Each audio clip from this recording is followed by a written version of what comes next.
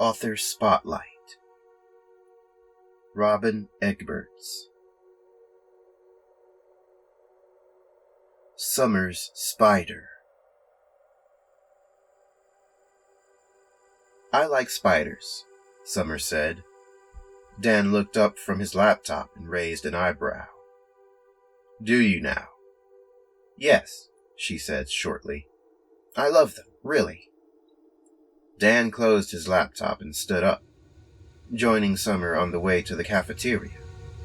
They sat down on opposite sides of their usual table. You love spiders, he said, still with his stupid eyebrow raised. You don't have to believe me. Well, good, he said while digging into his bag for his lunch. Because I don't. Summer frowned. Why not? Dan just gave her a look. Fine, she said. She slumped into her chair exaggeratively. Fuck, I'm so scared of them. Dan smirked. I wish I wasn't, though. She took a bite from her sandwich. They're useful to catch flies. They bring a good aesthetic to the home. I keep hoping a spider would just come along and eat all those fucking mosquitoes. You do know mosquito nets exist for a reason, don't you? Of course I do. I have a nice purple one, but that doesn't help me when I'm playing games at my desk, does it? Dan held up his hands in a placating manner.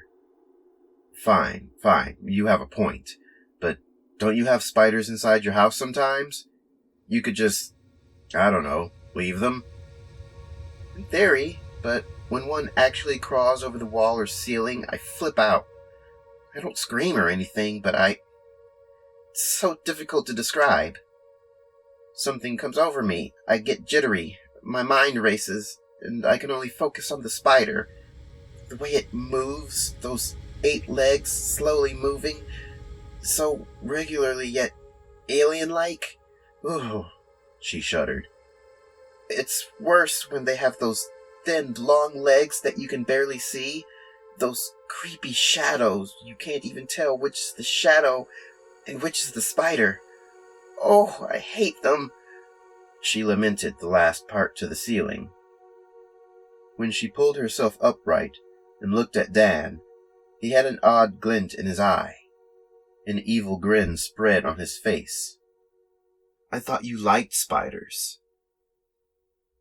I do like spiders, Summer muttered to herself as she opened her laptop. Dan could suck it. Fearing something didn't mean you couldn't still like it. She navigated to her Watch Later playlist. Yesterday she added another documentary she was just dying to watch. She grabbed her hot mug of coffee and took a sip as the documentary started. A tiny jumping spider looked into the camera. Its eyes were huge in proportion to its body. The camera perfectly captured a little glint of light hitting them. Adorable, Summer breathed. The documentary moved from the jumpy spiders with their big eyes to tarantulas with their fluffy hair. Gorgeous creatures. Summer's breath caught when they showed footage of a thin, long-legged spider weaving a web in the corner of a shed. Its movements, so graceful, never once getting its long legs tangled, always knowing exactly which string to cross to make a sturdy web. Summer winced as she remembered the last time she found one of those in her house. She'd been trying to work on her fear for a while by watching YouTube videos and documentaries about spiders. She thought she was doing well, but the moment she was faced with one in real life, those jitters got the best of her. She'd sprinted out of the room, grabbed her vacuum, and only became aware of what she was doing again when the spider was sucked from the wall.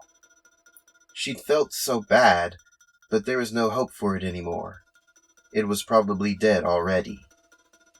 She watched the spider on the screen tirelessly weaving its web, and imagined that same spider suffocating in the dust-filled bag of her vacuum. She shook her head.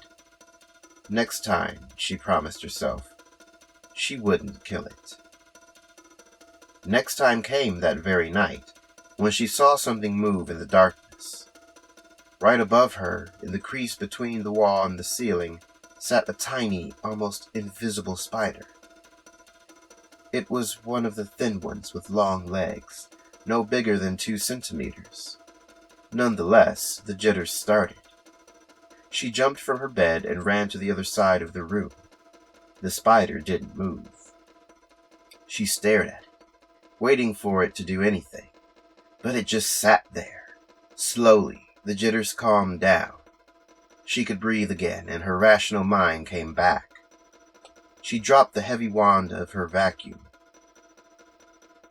When had she even picked that up? The spider was so tiny, so delicate. She was surprised it hadn't blown away in the draft of her open window. The mere idea of sucking up such a harmless creature was more horrifying than leaving it there on the ceiling. But the thought of getting back into bed with the spider just above her, no, that wasn't going to happen. She looked around her room. She still had an empty glass on her bedside table. She grabbed it and a piece of paper and approached the spider. The closer she got, the more she could feel the jitters again, but she forcefully pushed them down. She knew what to expect. She'd seen the documentary and knew how they moved. As long as she kept those movements in mind, she wouldn't be surprised. She stood on her bed and reached up with the glass. With a light thunk, it landed against the ceiling, trapping the spider inside. Summer took a shuddering breath. Gently, she pushed the piece of paper under the glass. She was careful not to hurt the spider, but she didn't have to be. It quickly got the idea and moved farther inside. The movement was almost enough to send her screaming, but she held firm. She shuddered as those undulating legs came close to her hand, only the transparent glass as a barrier.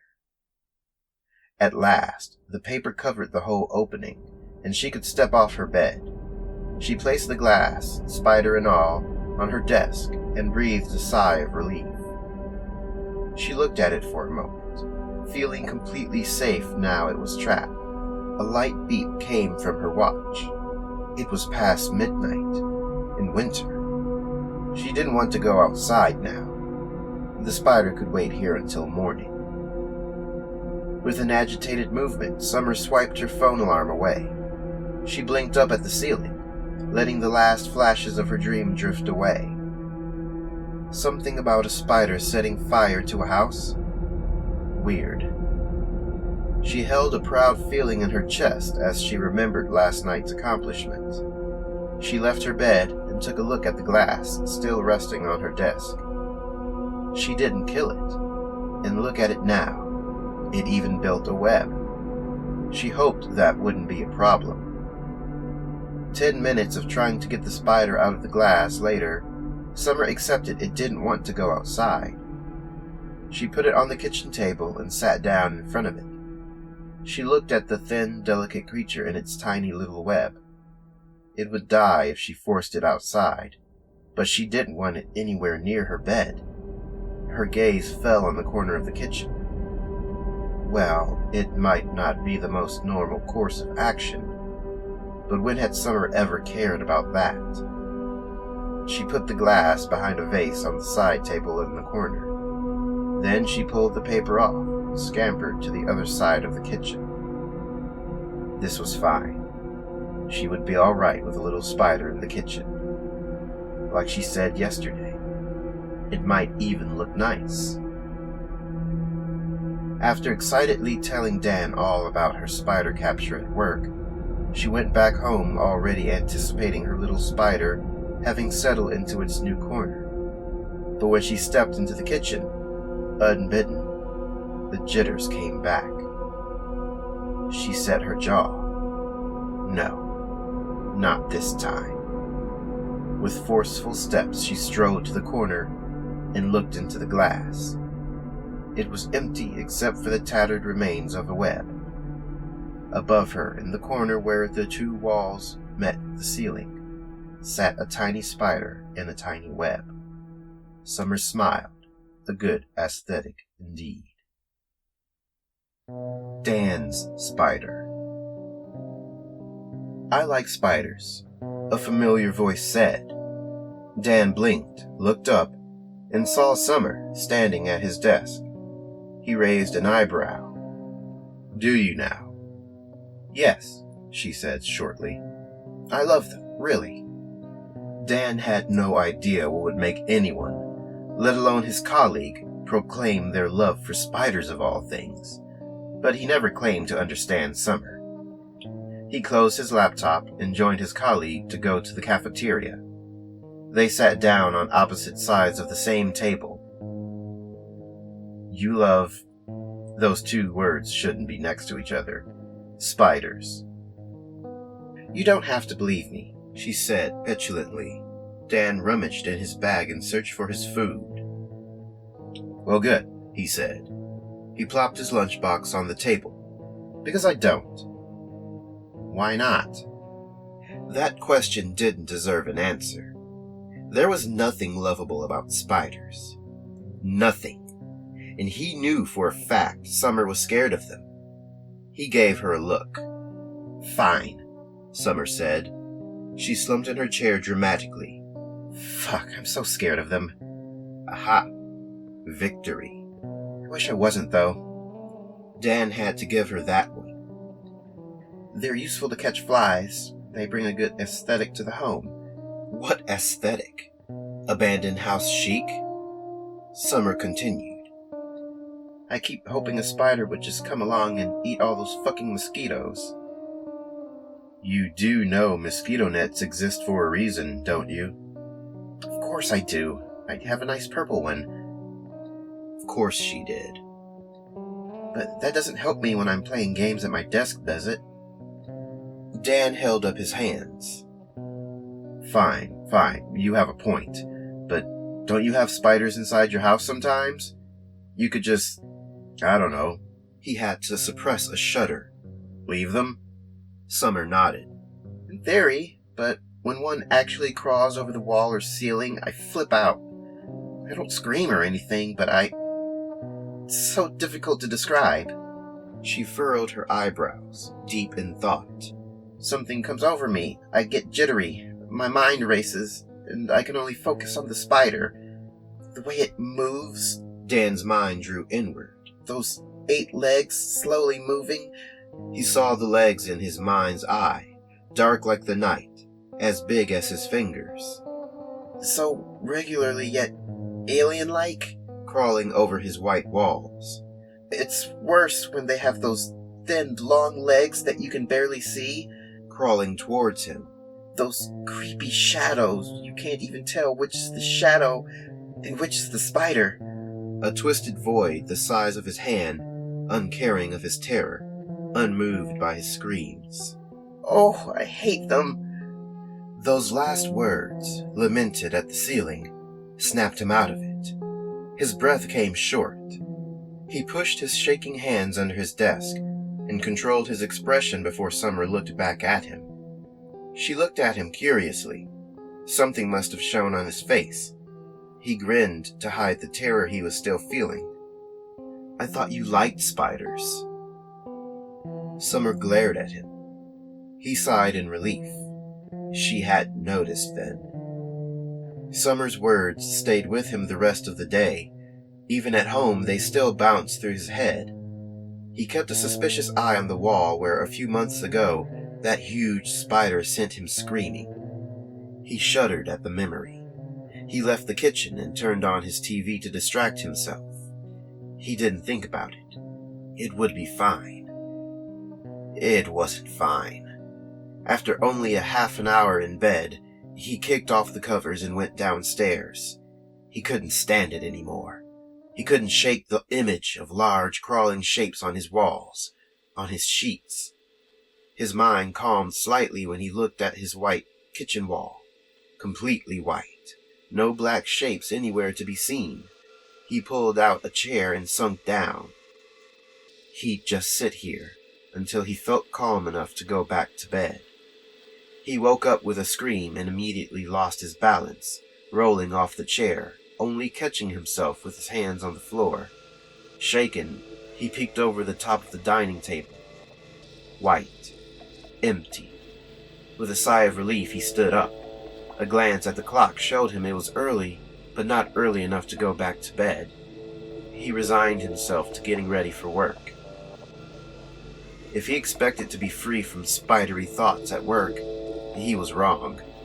Summer regaled him with the whole exhilarating tale of her spider capture. Dan consciously controlled his breath to prevent her from noticing anything was wrong. He shuddered when she explained how it crawled into the glass. And, what did you do with it? I put it on my desk. I didn't want to go outside in the cold. Dan stared at her for a moment. He rubbed his eyes. In your bedroom? Yes. Why? He shook his head. Never mind. Later that night, Dan sat in the living room nursing his third wine when he got a message. He looked at his phone. It was from Summer. Dan nearly hurled his phone at the wall. It was a photo of a spider, zoomed in as much as possible, with the caption, "He made a new home in the corner of my kitchen. Isn't he adorable?" With carefully controlled movements, he put the phone on the table, pressed his finger on the corner of the image, not touching the spider, and pressed delete. He spent the rest of the night in the kitchen. Summer didn't talk about her spider the next day, and apart from a minor hang-up where Summer asked him about the bags under his eyes, work was much better. "Nightmares," was his curt reply, to which Summer told him to stop watching horror movies before bed.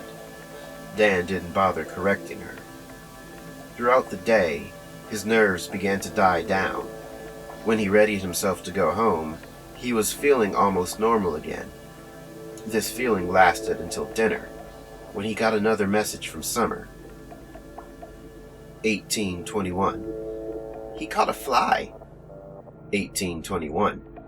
Oh, now he seems to be drinking its blood. 1822. Wait, I'll take a picture. 1822. Please don't, I really don't care.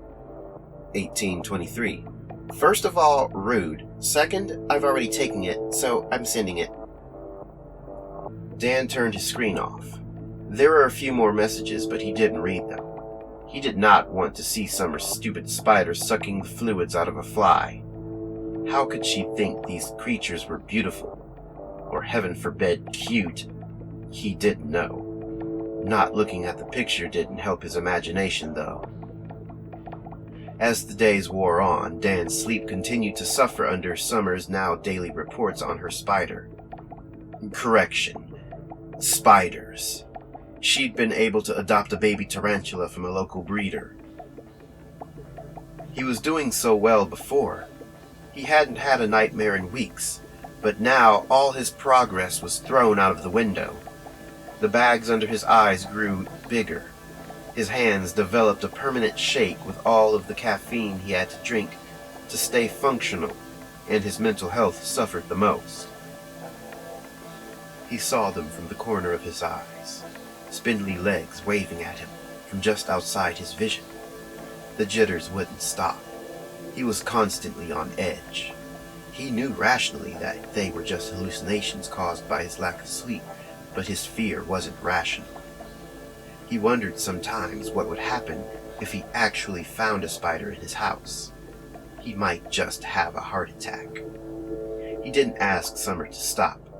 Exposure therapy was a thing, right? Maybe if he listened to Summer's ramblings enough, he would find an appreciation for spiders as well. It was the only thought that kept him coming back to work every day, and maybe the added incentive of saving up for therapy helped as well. Dan startled awake as his head hit the kitchen table. Dark shapes moved through his bleary vision. He blinked a few times and rubbed his head. The dark shapes went away, all except one. He froze in his seat, his eyes focusing on the unmistakable form of a huge spider. It wasn't a nightmare. It wasn't a hallucination. It was real. Slowly, it moved one of its finger-sized legs. Dan sprang up, getting tangled with his chair and falling on the floor hard. He ignored his bruised hip, sprang up, and ran to the other side of the room.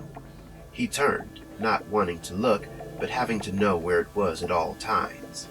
It was lower on the wall now, nearing the storage cupboard. It was huge, the size of his hand, fingers included. In the early morning darkness, it cast an even bigger shadow on the white wall, but the spider itself was worse than the shadow. It was pitch black, that same void he remembered from those months ago, a creeping, undulating void steadily moving behind the cupboard. He had to get rid of it, but he couldn't get himself to move. If he did, he might lose it somewhere in the house. He glanced around, looking for anything that could help him, but there was nothing. When he looked back, the wall was empty. His eyes burned into the wood of the cupboards. He couldn't let it escape further. Overcome by a sudden rush of daring, he strode to the cupboard and pulled it away from the wall. He peeked around it, only to find more empty wall. There was nothing on the back of the cupboard, nothing on the sides, nothing on the front. He tried to look underneath, but it was too dark. He sprinted upstairs, coming back with a torch not even a minute later. He shone it underneath. Nothing. Fear gripped him and squeezed his heart and lungs. His breath came short. He scrambled away from the cupboard, frantically looking around the walls, the ceiling, the floor, the table. Nothing was safe. It could be anywhere. He must have blacked out for a bit. For the next moment, he found himself back in the kitchen, a stack of old papers in front of him, lighter in his hand. He took a shuddering breath. A twisted smile pulled at the corners of his mouth. That should do it. He set the papers alight. A Fly. Chapter 1. The door opened before Shane could reach for the bell. A woman with wavy chestnut-colored hair stood in the door opening, a bright smile on her face. "I saw you walk over," Danielle said. Shane smiled back, always happy to see his friend. Danielle let him in, and Shane breathed in the cooler air in relief. The summer was exceptionally warm this year, and today especially. A cloud of water sprayed out of a humidifier standing on top of the wooden plant shelf in the hallway. Shane stopped for a moment and relished in the cool droplets falling on his face. Danielle looked back at him and laughed. "Stop that! I'll give you something cool to drink." He rushed after her, through the plant-filled living room and into the kitchen. Danielle's entire house was like an oasis, plants included. Any space that wasn't filled with furniture was covered in plants. Long vines with round, bright green leaves hung down from the top kitchen cupboards. The counter was filled with herbs and flowers in all kinds of colors. Despite the sunlight streaming in through the big windows, the house wasn't nearly as hot as Shane was at the moment. Danielle didn't have any air conditioning, but the frequent watering of her plants and the humidifiers spread throughout her house made for a delightfully refreshing temperature. Danielle dodged his attempt to grab one of the glasses out of her hand and moved into the living room. Shane followed. She set the glasses on the stone table and flopped onto the worn leather sofa. Shane sat down in his own favorite spot, the armchair directly across from her, and pulled his glass towards him. Iced tea. He closed his eyes. Amazing. When he opened his eyes and put the empty glass back on the table, he saw Danielle was holding something. He looked at her questioningly. She held the item up. It was a plant. He should have known. Danielle nearly always had a new plant to show him. What is it? It was quite different from her normal plants. The leaves were dark green and sharp. There were thorns on the stems. "A black rose," she said excitedly. "Isn't it gorgeous?" It was then that Shane noticed the flowers, half hidden between the dark leaves. The petals were not actually black, of course, but without the sunlight, he wouldn't have been able to see the purple sheen. The flowers were small, proportional to the tiny plant. The pot it was in was about the size of a teacup, and was a sleek, dark purple. Danielle looked at him expectingly. "It's beautiful," he said honestly. She grinned widely. "I got it from the hardware store." She had been raving about the new hardware store for the entirety of the last week. It apparently had rare plants she couldn't find anywhere else. Danielle set the plant in the middle of the big table. It should have looked ridiculous. Such a tiny thing on that big slab of rock, but it didn't. There was an elegance to it that you wouldn't usually find in Danielle's house. Not that her house wasn't elegant, of course. Shane would never even think that. But hers was a different sort of elegance. The effortless kind that was best exemplified in his friend's hair, which she never styled, but which always looked perfect anyway. As Danielle continued to talk, Shane squinted at the little plant. There, he hadn't been imagining it. Something moved on the soil. "There's a fly in it," he said. Danielle waved him off. "I noticed. A bit irritating, but the spiders will take care of it." Shane nodded. He looked at one of the corners of the living room, where a fat spider languished in its web. Danielle was probably the only person in the world who could make spiders and webs in her house actually look good instead of unkempt. "So, you really like the rose?" Shane nodded, a bit unsure. "Yeah, like I said, I like it. Why?" "No reason," she said quickly. "I was just curious." "Well, I love the colors. It's very elegant, especially in that pot." He smiled. "It looks perfect there on the table. You should keep it there." They spent the rest of the afternoon there, languishing in the sun. By the end, Shane knew exactly which plants he was planning to buy when her next paycheck came in. Chapter 2. A Couple of Flies. Shane fluttered his hand in front of his face, waving a tiny fly out of his vision.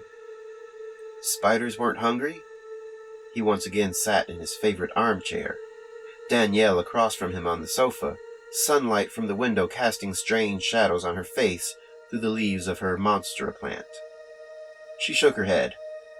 "Oh no, they were hungry all right. I saw one stuck in a web, but there must have been more I didn't see at first." The ice cubes in his coffee clinked together as he took a sip.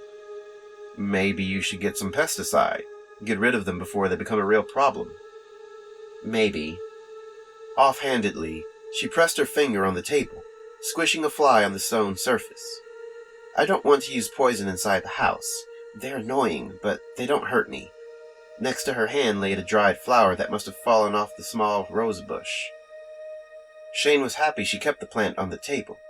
It really looked good there. Besides, it's good food for the spiders, so I don't mind too much. In the corner of the room, an even fatter spider than last week sat in a web speckled with little dots. The desiccated remains of all the flies had sucked dry. Despite the number of flies dead in the web, there were still a few hovering around in the room. Shane's gaze tracked one crawling in the soil of Danielle's beloved palm tree. "You should consider it." "Do you think I can still save it?" Danielle asked. Shane looked at the pitiful rose bush. The flowers had withered weeks ago. Only a single bud still hung limp between the wilted leaves. Doubtful. Even the proud palm and enormous monstera flanking her throne had lost their lush shine. Or maybe that was just the lack of sun. "It feels so useless. If I can't even keep the rose alive, what was the point of bringing all these stupid flies into my home?" "For the spiders?" Danielle hummed noncommittally. Come to think of it, I haven't seen my spiders in a while." Huh. Shane hadn't noticed it yet either, but now that he looked, he saw the corners of the room were all empty. Not even an abandoned web was left to offer proof that the fat spider had lived there for months. "They'll come out again, come autumn," Shane said. The clean corners made him uneasy. They were immaculate, lifeless. They reminded him of his own home. "True." Her eyes lit up. She shot up and pressed her finger on the table with a vindictive grin. That was the third squished fly in the past 15 minutes. "Talking about autumn," she said as she relaxed back into the sofa, "I need to start going to the forest more. gather some acorns and pine cones. I need something new in the hallway. I guess the table here needs something decorative as well. Maybe a pumpkin." Shane listened contently to Danielle's ramble about autumn decorations, occasionally interspersed with another squished fly. Shane brushed the dirty strands of web off the wood with his shoe. It was mostly pine needles caught in it, and some seed husks, but he didn't want to risk grasping right where a spider sat. He inspected the other sides of the quarter log, then placed it on his pile. That would be enough for now. Huffing with exertion, he lifted the pile in his arms and carried it to the back door. He pressed the handle down with his elbow and pushed inside. His shoe smeared dirt across his dark hardwood floor. He walked past the granite kitchen counters into his living room. The wood clattered on the floor. Shane knelt next to the pile and neatly stacked them under the fireplace. There. That should be enough for a couple of weeks. Autumn had come early, and the air in his house was chilly. Despite his general preference for summer, Shane wasn't happy about the change of season. Not even the bright summer sun could compare to the comforting warmth of his fireplace. An hour later, the living room had warmed up considerably. Shane stared into the flames, content to let his mind wander. This spot here, on the armchair in front of the fireplace, was his favorite spot in the house. While he loved the work the designer did, he sometimes felt it was lacking something, but this corner of the living room was perfect. The fireplace radiating the warmth the other rooms lacked, the textured stone adding just the right visual interest, the window next to it preventing it from becoming too dark and secluded while not being so big as to stop it being cozy. The wood popped, and a spider crawled out in a panic. He wasn't surprised. No matter how thoroughly he inspected the wood, there would always be a few he missed. He thought of Danielle, of her empty corners. Maybe she would appreciate a new spider. Anna's nightmares. Pig was Anna's escape from her dreams. Flimsy and deflated, the stuffing compacted by years of squishes and hugs, Pig was always there for her when she woke from those terrible nightmares.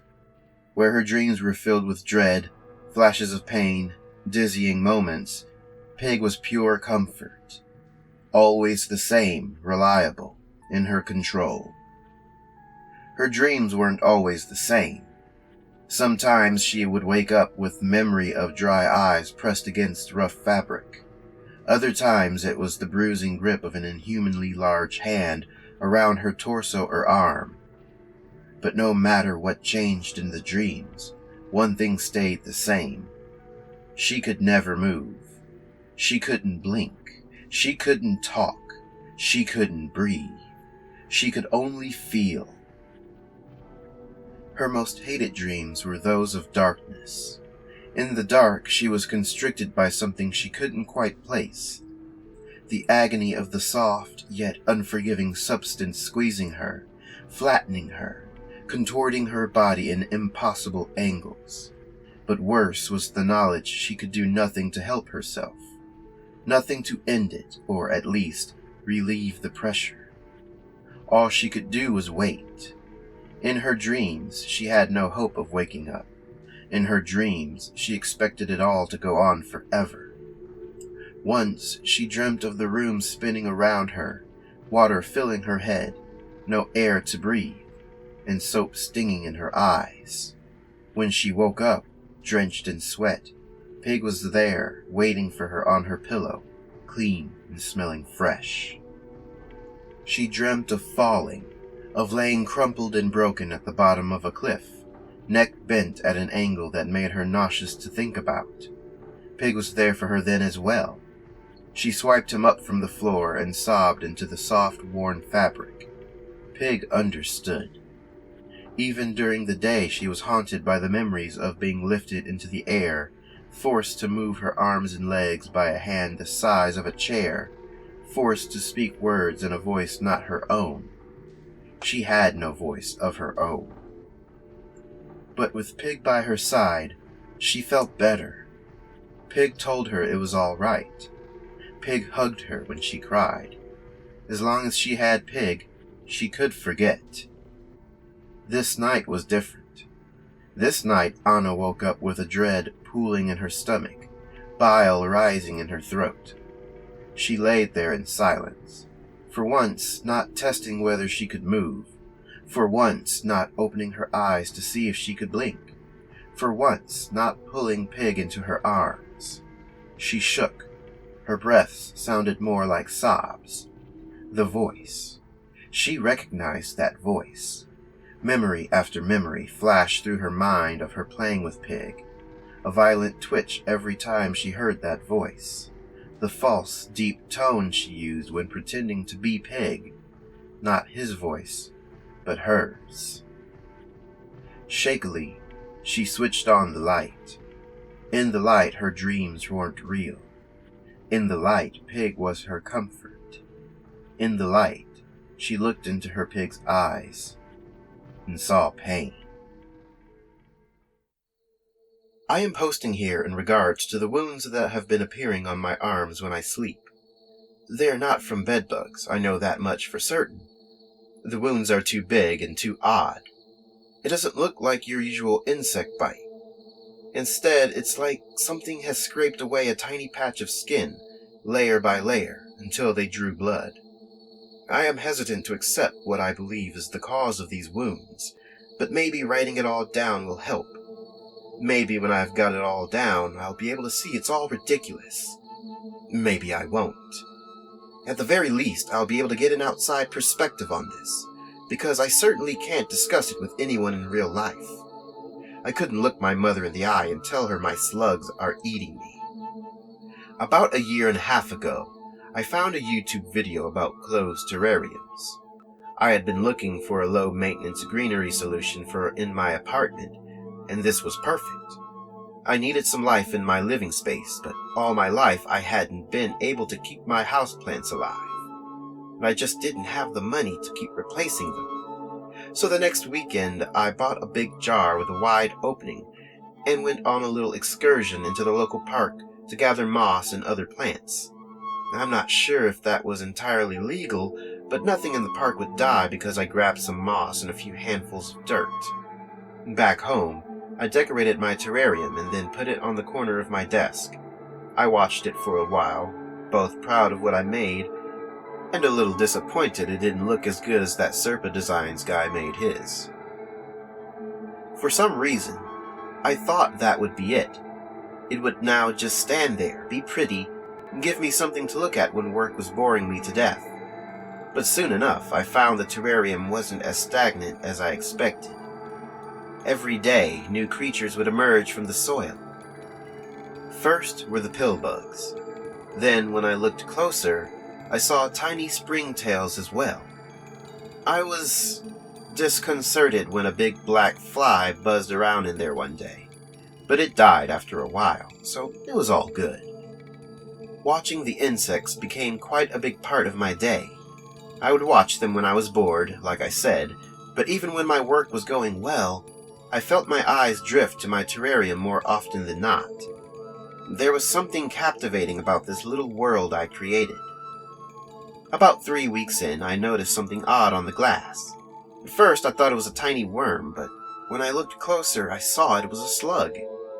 A very tiny, almost translucent slug. Its hair-thin eye stalks waved at me through the glass, and I knew I'd found my favorite. The slugs, because soon enough more of the tiny critters made themselves known, were just amazing to watch. They might look stupid, but they're surprisingly intelligent. They have feelings, too. I once saw one triumphantly waving the upper part of its body in the air once it reached the highest leaf in the terrarium. Another thing people usually get wrong about them is that they're slow. They aren't. Relative to their body size, they're quite fast. They're almost always the first to reach any food scraps I'd throw in, even beating out the pillbugs. I like to watch them eat. If I'm very quiet and hold my head close to the glass, I can even hear them chew. I wonder if my skin makes the same sound. No, it's ridiculous. Even when they were the size of a few grains of sand, they never managed to squeeze past the cork sealing up the terrarium. They're all much bigger now. Not like those huge monstrosities you sometimes find after rain, but most of them have reached the length of 2.5 or 3 centimeters now, and I think they've reached their top size. So you see how there's no way they could get out of the terrarium, not to mention all the way to the other side of the room and into my bed. Have you ever seen the mouth of a slug? I've seen plenty when they crawl over the glass. They're weird. They don't really bite, they scrape, like a cheese grater. I've seen the holes they leave in the fleshy pieces of fruit. They're the same as the holes in my skin. There is no denying that. But I don't see how it's possible. My slugs aren't even carnivorous. Not on live prey, at least. I have seen them chew on the decaying husks of the pill bugs that have completely vanished from the terrarium. You know what? I'm releasing them into the park. I don't want to deal with this. If the wounds don't go away, I don't know. Would the doctor recognize insect bites? Is that what they do? Or do you call pest control for that? I don't think writing this down helped at all. I'm just more confused. Thanks for hearing me out, I suppose.